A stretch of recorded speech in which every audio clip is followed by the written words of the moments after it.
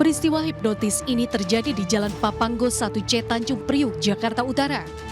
Dalam rekaman CCTV warga, terlihat saat pelaku menghipnotis korban. Sebelumnya korban terlihat berbincang-bincang dengan pelaku yang mengenakan masker. Pelaku kemudian memberikan ponsel kepada korban. Setelah terlihat menelpon, korban kemudian menyerahkan sepeda motor metiknya kepada pelaku. Korban baru tersadar setelah ditegur warga yang melihatnya kebingungan. Menurut warga, sebelumnya korban bertemu pelaku di sebuah minimarket. Keduanya kemudian berboncengan hingga ke lokasi kejadian. Korban yang tinggal tak jauh dari lokasi kejadian ditemukan warga dalam kondisi linglung hingga akhirnya dijemput keluarganya. Ya ini bukan orang sini tapi sih dekat daerah sini gitu. Itu motornya diambil modusnya kayak gimana sih Bang? Modusnya kayak di hipnotis gitu, kayak linglung. Nah dia kesininya sama siapa tuh? Sama pelakunya itu. Oh jadi dia boncengan? Iya. Nah berarti di sini bukan rumahnya ya sebenarnya? Bukan, tapi kejadiannya di sini. Atas kejadian ini, korban bersama keluarga melaporkan kasus hipnotis ini ke Mapolsek Tanjung Priuk, Jakarta Utara. Dari Jakarta, Sofyan Firdaus, iNews melaporkan.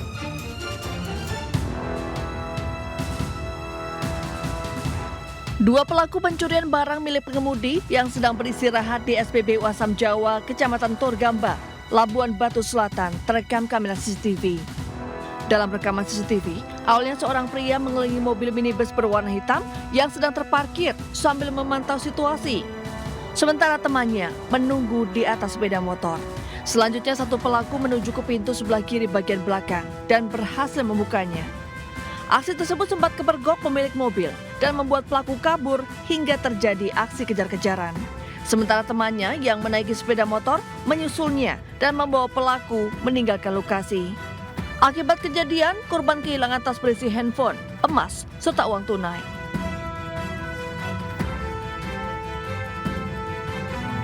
Jam 6 kurang lah, tanggal 2 malam. Itu mobil pribadi warna hitam. Dia buka pintu samping, dia lari, cuman ada yang ngejar. Dari mana bapak itu, dari kamar mandi, cuman gak dapatnya. Kejadian ini telah dilaporkan ke Polres Labuan Batu Selatan dan berharap pihak kepolisian dapat menangkap para pelaku.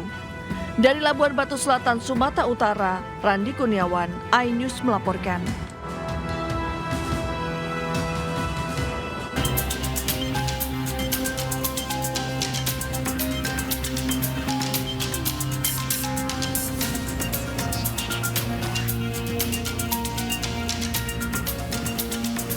Ya elah bang, masih pada muda, kok nekat jadi maling sih? Helm motor yang disimpan di atas motor ini jadi target si maling nih. Pura-puranya sih berhenti, namun endingnya helm berhasil dicomot lalu kabur. Waduh, kita tandain aja nih supaya si abang maling malu nih sama aksi mencurinya.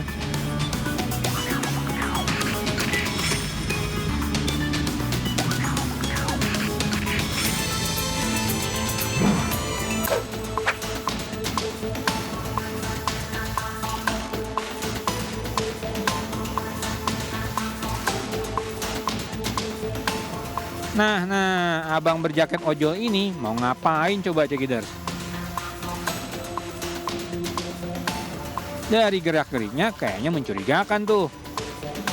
Nah kan, ternyata si abang mengincar helm motor Cekiders. Woi bang, modal dikit dong, masa helm aja nggak kebeli sih?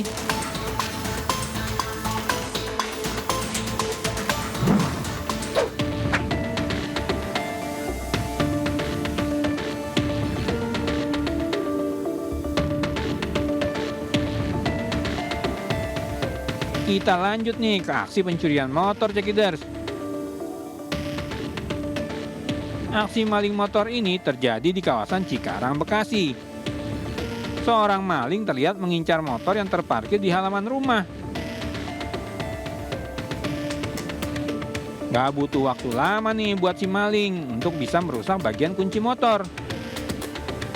Meski korban sempat mengejar si maling, namun tetap saja motor berhasil dibawa kabur Cekiders.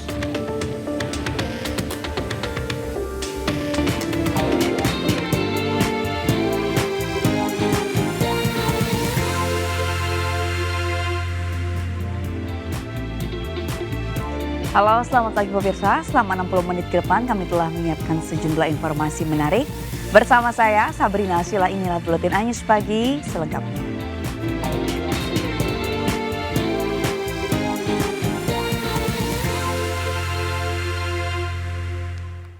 Pemirsa, artis Saiful Jamil ditangkap petugas kepolisian saat berkendara di dekat halte Transjakarta Jelambar, Tanjung Duret, Jakarta Barat.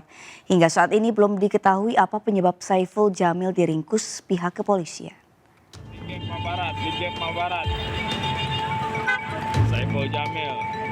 Inilah detik-detik penangkapan Saiful Jamil yang dilakukan oleh anggota kepolisian di halte Transjakarta Jelambar, Jakarta Barat. Penangkapan tersebut juga sempat menjadi tontonan warga serta pengendara yang melintas. Menurut salah seorang saksi mata, saat itu kendaraan Saiful Jamil tengah melintas dari arah Pesing menuju Grogol, Jakarta Barat.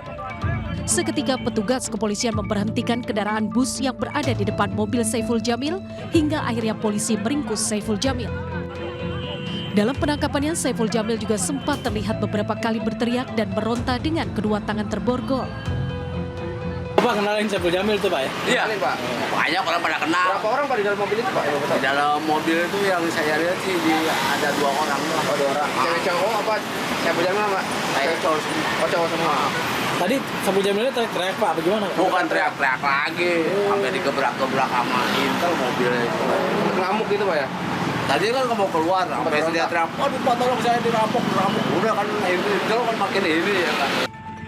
Hingga saat ini belum ada keterangan resmi dari pihak kepolisian terkait kasus yang membuat Saiful Jamil tertangkap.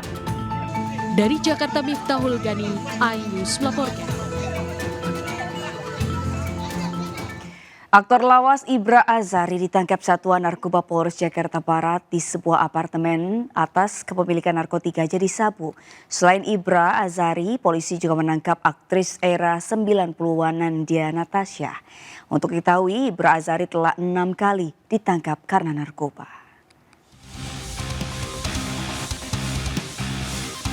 Penangkapan terhadap aktor lawas Ibra Azari ini dilakukan Satuan Narkoba Polres Jakarta Barat di sebuah apartemen di kawasan Tanggerang Selatan, Banten. Saat penangkapan, adik kandung Ayu Azari ini berada di dalam kamar bersama rekannya bernama Nandia Natasha. Petugas menemukan barang bukti 1 paket sabu beserta alat hisap.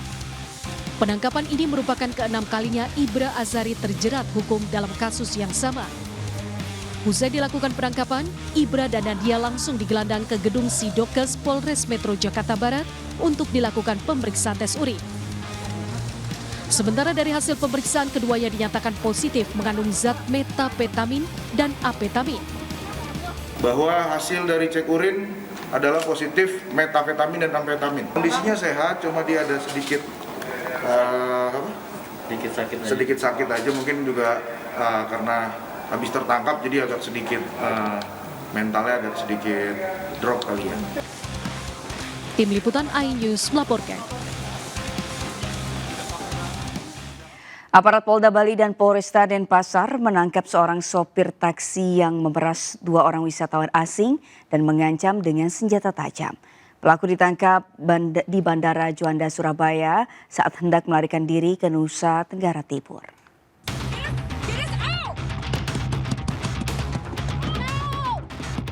Rekaman video viral memperlihatkan aksi pemerasan yang dilakukan seorang sopir taksi Bandara Ngurah Rai Bali terhadap 2 wisatawan asing. Pelaku memaksa meminta sejumlah uang sebagai biaya taksi yang ditumpangi 2 wisatawan tersebut.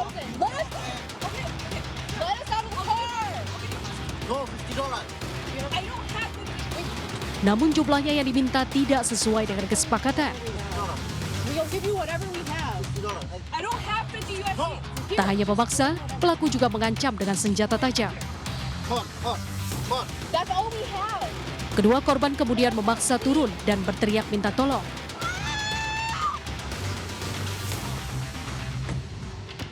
Dari identitas taksi dan wajah pelaku yang direkam korban, petugas Polda Bali dan Polresta Denpasar dibantu petugas Polda Jatim menangkap pelaku YT. Pria berusia 20 tahun ini ditangkap di Bandara Juanda, Surabaya saat akan melarikan diri ke Nusa Tenggara Timur. Jadi pada saat kita kan melihat hanya berdasarkan video tersebut. Nah, sampai saat ini memang kendalanya untuk lebih lanjut keterangan dari si korban belum bisa kita gali ya kejadian yang sebenarnya, karena hingga saat ini kedua warga negara asing yang diduga sebagai korban tersebut belum membuat laporan secara resmi di kantor polisi. Identitasnya sudah diketahui, Nah, ini kita akan koordinasi dengan imigrasi ya, mudah-mudahan bisa kita ketahui. Selain bekerja sama dengan imigrasi, jajaran Polda Bali juga menghimbau korban untuk membuat laporan agar proses hukum pidana bisa berjalan.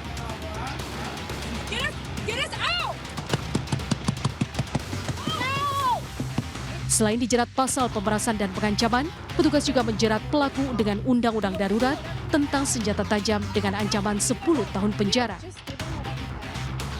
Dari Denpasar, Bali, Indira Ari, iNews melaporkan. PT KAI memastikan proses evakuasi lokomotif kereta api Turangga dan lokomotif serta satu gerbong komuter lain Bandung Raya selesai dan bisa dilalui kembali pada Sabtu pagi. Proses evakuasi sempat terkendala menyatunya lokomotif Turangga dan kereta lokal Bandung Raya dengan gerbong akibat kerasnya benturan. Proses evakuasi kereta api Turangga dan komuter lain Bandung Raya terus dilakukan. Sejumlah gerbong kedua kereta sejak Jumat siang selesai dievakuasi dan dipindahkan ke stasiun Cicalengka dan stasiun Harupugur. Proses evakuasi menyisakan 2 lokomotif dan 2 gerbong kereta lokal. Proses evakuasi sempat terkendala dengan menyatukan 2 lokomotif dengan 2 gerbong yang tersisa akibat kerasnya benturan. Petugas juga menurunkan 2 alat berat krain untuk mempercepat proses evakuasi. PT KAI memastikan proses evakuasi bisa selesai pada Jumat malam agar jalur bisa kembali dilalui pada Sabtu pagi. Semua gerbong kereta api Turangga sudah berhasil dievakuasi dan semuanya sudah ditarik atau dibawa ke stasiun Cicalengka. Yang tersisa untuk kereta api Turangga hanya lokomotifnya saja yang masih dalam proses evakuasi. Kecelakaan kereta api Turangga dan kereta lokal Bandung Raya terjadi pada pukul 6 Jumat pagi. Dalam kecelakaan ini, 4 pegawai PT KAI meninggal dunia, sementara 42 orang luka-luka dan 2 orang luka berat. Dari Bandung, Jawa Barat, Diki Wismara, iNews melaporkan. Pemirsa, salah satu korban selamat penumpang kereta api lokal Bandung Raya menceritakan kronologi kejadian saat tabrakan terjadi. Ia mengaku dalam perjalanan pergi kerja saat tabrakan hebat terjadi dan sempat tidak sadarkan diri.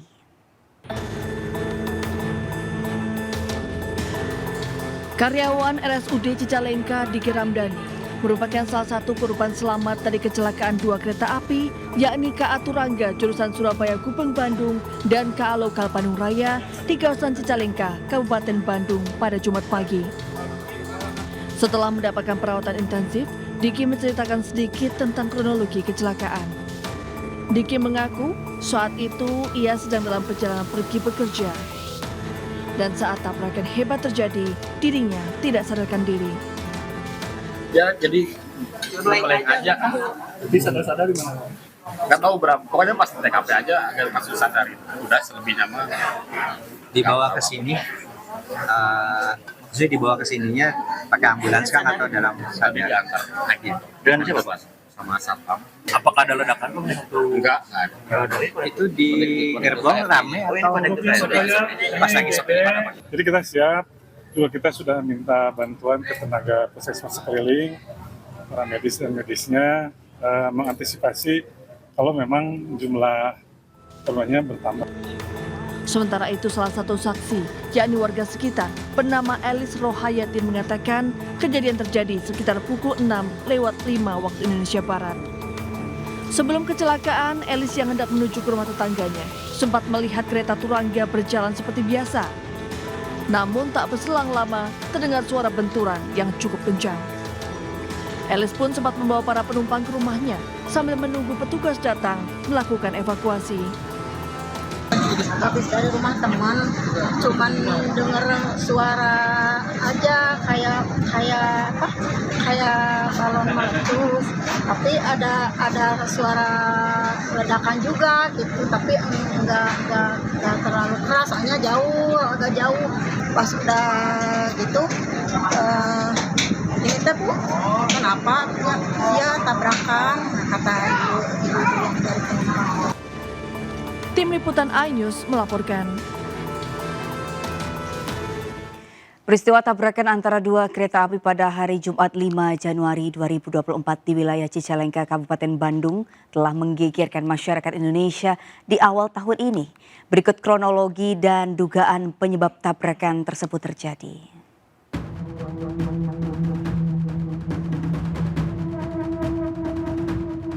Sebelum kecelakaan terjadi, komuter lain Bandung Raya diketahui baru saja meninggalkan stasiun Haur Pugur dan tengah dalam perjalanan ke stasiun Cicalengka.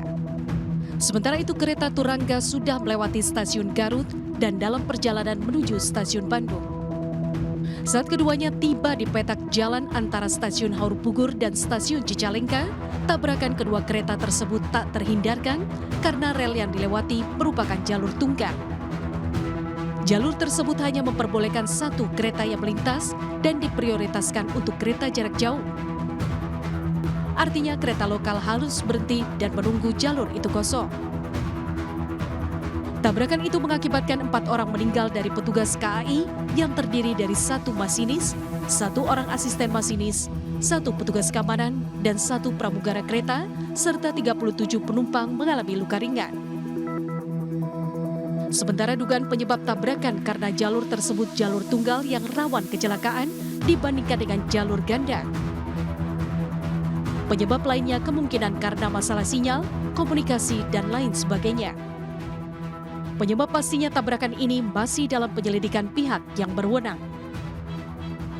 Tim Liputan iNews melaporkan.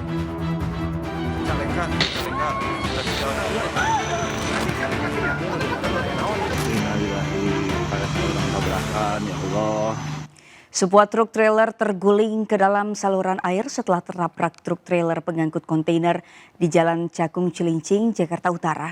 Akibatnya seorang sopir mengalami luka dan langsung dilarikan ke rumah sakit.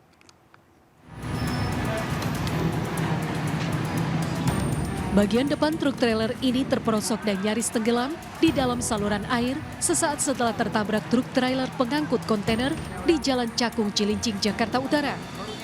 Sejumlah petugas kepolisian dan Sudin Perhubungan mengerahkan sebuah mobil derek berukuran besar untuk mengangkat dan menarik kendaraan dari dalam saluran.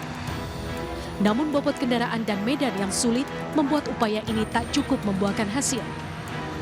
Insiden bermula ketika truk trailer tanpa muatan peti kemas baru saja keluar dari SPBU usai mengisi bahan bakar minyak. Dari sisi kanan atau dari arah Cakung menuju Cilincing, melaju sebuah truk trailer pengangkut kontainer hingga tabrakan tak terhindarkan. Kerasnya hantaman membuat truk trailer tanpa muatan terperosok ke dalam saluran, sementara truk trailer pengangkut kontainer rusak parah. Kejadian ini juga menyebabkan seorang sopir mengalami luka-luka terkena benturan. Yang ditabrak masuk ke kali, yang nabraknya ngebuang ke kanan. Oh, berarti tadi dia mau keluar dari SPBU ya, Pak? Iya, yang ditabrak. Ada korban nggak sih tadi, Pak? Korban kayaknya sih si supir yang nabrak gitu. Setelah berhasil dievakuasi, kedua kendaraan kemudian dibawa ke unit kecelakaan Satlantas Wilayah Jakarta Utara untuk kepentingan penyelidikan. Dari Jakarta, Sofian Firdaus, iNews melaporkan. Pemirsa, bayi baru lahir ditemukan di Sungai Elo, Kabupaten Pasuruan, Jawa Timur membuat warga heboh. Dugaan kuat bayi jenis kelamin laki-laki tersebut sengaja dibuang pelaku untuk menutup aibnya hasil hubungan gelap dengan kekasihnya.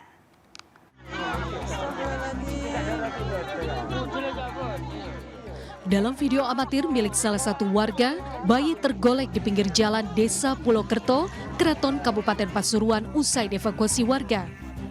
Bayi ini masih lengkap dengan tali pusarnya tanpa mengenakan pakaian ditemukan di sungai bernama Elo oleh sejumlah bocah yang sedang bermain di desa setempat. Saat itu bocah yang sedang mencari buah kersen melihat benda mirip boneka di dalam sungai. Namun saat diangkat dan diseret ke atas sungai, ternyata benda yang pertama diduga boneka adalah bayi laki-laki yang sudah meninggal dunia. Saat ditemukan kondisi bayi sudah menghitam dan berbau menyengat, diperkirakan dibuang oleh pelaku sekitar 2 hari. Itu sakakno boneka. Ngomong nang ibu koyo ono bayi lanang. Bawon mrene terus dibawa anak itu ke sini. Sudah meninggal Pak nggih? Iya sudah.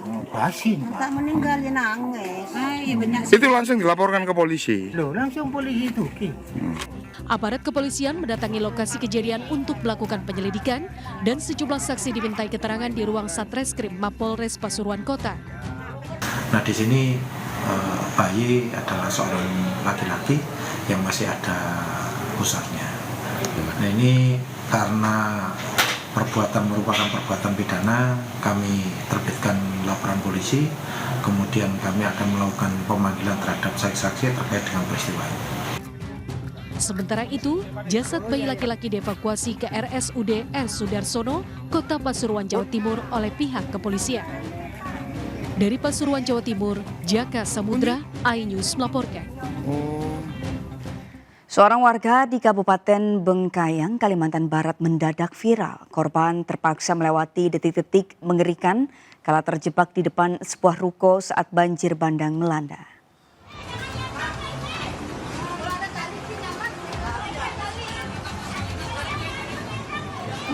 Video amatir yang beredar merekam peristiwa banjir bandang yang melanda Kabupaten Bengkayang, Kalimantan Barat pada Kamis malam. Seorang warga tampak terjebak di depan sebuah ruko dan tak bisa meloloskan diri dari banjir. Banjir bandang terjadi menyusul hujan deras yang cukup lama mengguyur wilayah Bengkayang. Pemerintah sempat dibantu personil TNI Polri diterjunkan ke lokasi untuk mengevakuasi warga. Itu membantu evakuasi warga yang tinggal di bantaran sungai. Ya, ini memang banjir ini karena curah hujannya sangat tinggi di daerah Tirta Kencana yang lari airnya ke daerah Sebalo dan ini rumah semua di bantaran sungai. Jadi akibatnya seperti ini. Jadi maka ke depan ya kita himbau ya kalau bisa tidak lagi berdiam di bantaran sungai. Meski banjir mulai berangsur surut, sejumlah warga masih memilih tinggal sementara waktu di lokasi pengungsian sampai dirasa kondisi lebih aman. Dari Bengkayang, Kalimantan Barat, Rizky Kurnia, iNews melaporkan. Intensitas hujan yang masih tinggi di wilayah barat Provinsi Riau membuat sejumlah sungai meluap. Akibatnya 5 kabupaten kota di Riau dilanda banjir. Sementara akibat hujan deras dan meluapnya sungai Tepuai dan sungai Embau, ratusan rumah di desa Nanga Tepuai, Hulu Gurung, Kapuas Hulu terendam banjir. Banjir melanda 5 kabupaten kota di Riau, yakni Kabupaten Rokan Hulu, Kampar, Pelalawan, Kuantan Singingi, dan Kabupaten Indragiri Hulu. Banjir dengan ketinggian air bervariasi, mulai dari 1 meter hingga 1,5 meter. Banjir terparah terjadi di Kabupaten Pelalawan, Kampar, dan Rokan Hulu. Badan Penanggulangan Bencana Daerah Riau mencatat sebanyak 17.000 lebih kepala keluarga terdampak banjir di Riau. Berdasarkan data terakhir kami di tahun 2024 ini ada sekitar 17 ribuan ya, kakak yang memang masih terdampak. Tetapi ini fluktuatif karena banjir ini juga bisa surut dengan sedemikian cepat sehingga memang kita terus mengupdate data yang ada di wilayah kabupaten masing-masing. Sementara itu bantuan sembako, obat-obatan dan air bersih sudah disalurkan kepada warga terdampak banjir di Riau. Di Kapuas Hulu, Kalimantan Barat, ratusan rumah warga dan fasilitas umum di wilayah desa Nanga Tepuai, Kecamatan Hulu Gurung terendam banjir. Banjir dipicu meluapnya 2 sungai, yaitu Sungai Tepuai dan Sungai Embau. Menurut data sementara BPBD Kabupaten Kapuas Hulu, khususnya desa Nanga Tepuai, ada 350 rumah, 500 kakak dengan jumlah jiwa kurang lebih 900 yang terdampak banjir. Ketinggian air bervariasi antara 1,5 meter hingga 2 meter masuk ke dalam rumah penduduk. Selain merendam ratusan rumah warga dan merendam beberapa fasilitas umum, banjir juga merendam desa Selangkai dan desa Nangaluan. Kepada masyarakat untuk tetap waspada dan segera mengevakuasi diri apabila banjir sudah merendam rumah sehingga tidak bisa ditempati. Selain itu, kami juga mengharapkan untuk selalu mengawasi anggota keluarga, terutama anak-anak, agar menghindari terjadinya orang hilang dan tenggelam. Tim Liputan iNews melaporkan.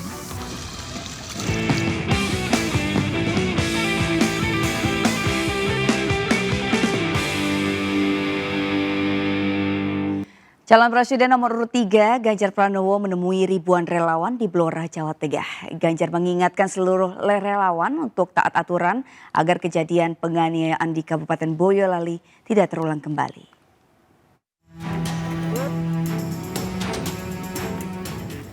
Calon Presiden nomor urut 3 Ganjar Pranowo menggelar pertemuan dengan ribuan relawan di posko pemenangan relawan Ganjar Bersatu di Blora, Jawa Tengah. Teriakan Ganjar Presiden 2024 dari para relawan menyambut kedatangan Ganjar. Di hadapan ribuan relawan, Ganjar mengingatkan kembali para relawan tetap kompak dan terus menyampaikan program-program Ganjar Mahfud kepada masyarakat. Ganjar juga mengingatkan para relawan untuk tetap taat aturan agar kejadian penganiayaan relawan di Boyolali tak terulang kembali.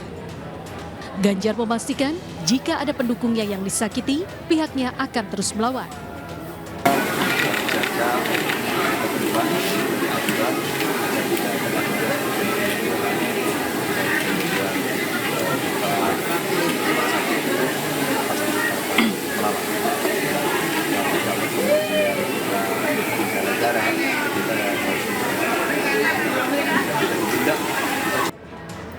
Sebelum menemui para relawan, Ganjar juga menemui sejumlah petani di Desa Kutukan, Kecamatan Randu, Blantung. Dari Blora, Jawa Tengah, Heri Purnomo, iNews melaporkan. Di tengah guyuran hujan, Cawapres nomor urut 1 Muhaimin Iskandar melakukan kampanye dengan menemui para relawannya di Kecamatan Cibiuk, Garut, Jawa Barat. Sementara Gibran tidak melakukan kampanye, melainkan bekerja sebagai wali kota Solo. Cawapres nomor urut 1 Muhaimin Iskandar menemui relawan di Kecamatan Cibiuk, Garut, Jawa Barat. Saat tiba di lokasi, Gus Imin diserbu oleh relawan meskipun dalam kondisi hujan deras. Relawan pun tak beranjak dari tempat tersebut meski basah kuyup. Begitupun Gus Imin nampak dekat dengan masyarakat, menyapa para relawan di atas panggung yang rela menunggu berjam-jam meskipun dalam kondisi hujan. Jelas semangat, insya Allah pemekaran akan terwujud. Oke, terus gimana nih melihat antusiasme ini, Pak, antusiasme warga Garut yang luar biasa. Semangat. Ini hujan-hujan, Pak. Ya, semangat. Dalam safari politiknya, Gus Imin akan mewujudkan pemekaran Garut Utara dan Garut Selatan jika dirinya terpilih di Pilpres 2024. Hal tersebut pun disambut baik oleh salah satu tokoh Presidium Gatra AF Saifuddin bahwa apa yang disampaikan Gus Imin tentang moratorium dirinya bersama relawan dan masyarakat akan mendukung agar Amin menang pada Pilpres 2024. Dan Cawapres itu sangat bagus. Yang pertama, siap untuk membuka moratorium. Yang kedua, untuk mempercepat paripurna. Yang ketiga, insya Allah sembako akan murah. Kemudian pendidikan akan gratis. Ya pokoknya mah yang 10 program Amin akan dilaksanakan. Sementara itu, Cawapres nomor urut 2 Gibran Rakabuming Raka tidak melakukan kampanye, melainkan dirinya masuk kerja sebagai wali kota Solo dan melakukan pelantikan serta pengambilan sumpah janji jabatan di lingkungan Pemkot Solo. Tim Liputan iNews melaporkan.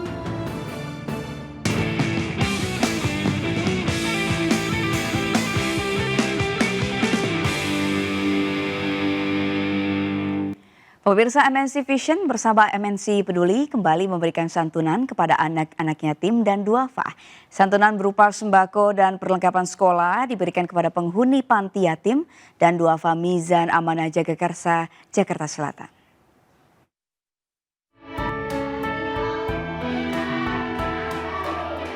MNC Vision dan MNC Peduli hadir memberikan kebahagiaan dan kegembiraan bagi anak-anak yatim dan duafa Mizan Amanah Jagakarsa, Jakarta Selatan. Anak-anak diajak bergembira dengan bernyanyi bersama bertepatan dengan ulang tahun salah satu rekan mereka. Tidak hanya itu, bantuan berupa sembako, seragam pengurus, seragam dan sepatu sekolah juga diserahkan untuk menambah semangat anak-anak untuk menimba ilmu. Alhamdulillah atas bantuan yang diberikan oleh NMC Vision Network dan MNC Peduli bagi anak-anak yang ada di panti ini sangat berguna dan sangat bermanfaat dan sangat gembira sekali untuk anak-anak. Insya Allah apa yang diberikan baik itu seragam sekolah, sepatu sekolah, kemudian sembako dan snack dan yang lainnya insya Allah bermanfaat bagi anak-anak. Kegiatan sosial MNC Vision dan MNC Peduli dilaksanakan untuk memberikan manfaat yang berdampak positif bagi kehidupan masyarakat. Dari Jakarta, Ismalia M. Indra Purnama, E-News melaporkan. Kereta bawah tanah di New York tergelincir keluar jalur dan menabrak kereta lain. Jangan kemana-mana, Buletin E-News Pagi kembali sesaat lagi.